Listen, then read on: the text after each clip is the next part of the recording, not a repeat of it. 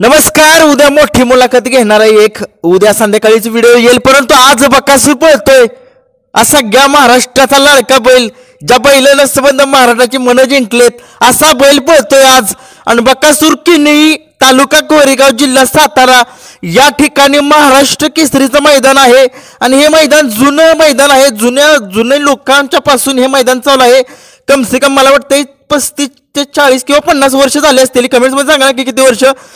एवढी वर्ष झाली ती मैदान. नक्कीच त्या मैदानाला महाराष्ट्र केसरी असा मान दिलेला आहे. नक्कीच आज संबंध महाराष्ट्रामधील सगळी टॉपची बैल येणार आहे. ती मथुर नाही येणार फक्त, आणि लखन नाही येणार, बाकीची सगळी बैल येतील. गर्निकीचा राजाबद्दल अजून अपडेट नाहीये, परंतु राजा सांगलीवरून इकडे येईल का नाही अजून काही माहिती नाही. असेल माहिती तर कमेंट्समध्ये सांगा. परंतु या बैलगाडा क्षेत्रामधील देव बकासूर आज कोणासोबत पळतोय, कोणत्या गटात पळतोय बघूया. चला, आज बकासूर आपल्याला गट क्रमांक 31 मध्ये आणि 42 मध्ये बकासूरच्या नावाची चिठ्ठी निघालेली आहे. आणि गाड्यांची नोंद जी आहे ती 677 आहे. आता नक्की बघूया किती गट पडत आहेत ते, कारण की संबंध महाराष्ट्राला प्रत्येक बैल कोणत्या गटामध्ये पळतो हे आता मी काय सांगत नाहीये, कारण की काही व्हिडिओ जे आहेत त्या बनवलेल्या आहेत, त्याच्यामुळे आता तेच सांगणं परत ते चांगलं वाटत नाहीये. म्हणून मी सांगतोय आज बकासूर पळतोय. आणि बकासूरचा पैरा जो आहे तो 2 पैरे सांगितले जात आहेत. फिक्स म्हणू नका, 2 पैरे आहेत. एक या बैलगाडा क्षेत्रामध्ये एक नवीन उंच शिखरावरती गेलेला हा बैल आहे. कारुंडेकरांचा चिक्या हा बैल बकासूर सोबत आज महाराष्ट्र केसरीच्या मैदानामध्ये पळताना दिसेल का? आणि जर दिसला तर मला नाही वाटत की गाडी रोखेल कोण, कारण की संबंध महाराष्ट्राला माहिती आहे या जोडीचा इतिहास. फक्त एकदाच ही जोडी हारली, नाहीतर जाईल त्या मैदानामध्ये गुलाल हा घेतलेलाच आहे या जोडीनं.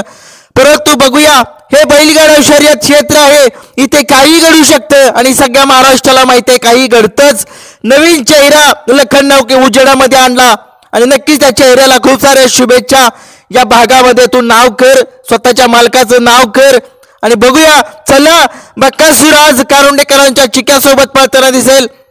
जर चिक्याचा स्पीड पण खूप आहे आणि नक्कीच चिक्याने नाराज केलं सगळ्या महाराष्ट्राला त्या श्रीनाथ केसरीच्या मैदानामध्ये. नक्कीच चिक्या सुद्धा प्रबळ दावेदार होता फायनलचा, परंतु चला शेवटी नशिबाने साथ नाही दिली, कारण की प्रत्येक दिवस हा नसतो. नक्कीच दुसऱ्याही बैलांचा दिवस असतो, गरीबाच्या बैलांचा सुद्धा दिवस येतोच. आणि आलाच त्या मैदानामध्ये दिवस त्या बैलाचा, जरी लखन मोठ्या मालकाचा असेल परंतु त्याच्यासोबत जो बैल पळाला तो लहान मालकाचा आहे. खूप साऱ्या शुभेच्छा.